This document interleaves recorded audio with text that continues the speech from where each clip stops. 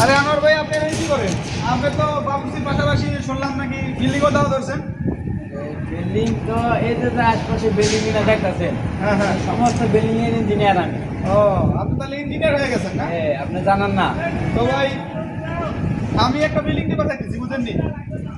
তো বিল্ডিংটা আমি দিবার চাইতেছি, 4-5 তলা বিল্ডিং দিব আর কি। তো এখানে একটু আইডিয়া দিলে ভালো হতো, আপনি যেহেতু ইঞ্জিনিয়ার, তাহলে একটু আইডিয়াটা দেন। হ্যাঁ হ্যাঁ, 5 তলা।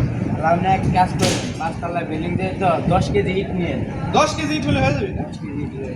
আর রড বাড়তি লাগবে? রড আপনার 20 কেজি লয়েন। 20 কেজি রড হলে হয়ে যাবে। আর সিমেন্ট? এর বেশি লাগবে না, আপনার 1 কেজি হলেও যথেষ্ট।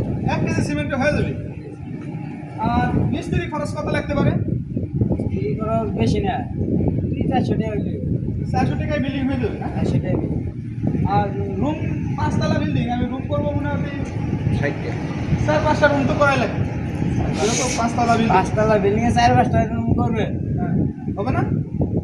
হয়ে যাবে। হয়ে যাবে।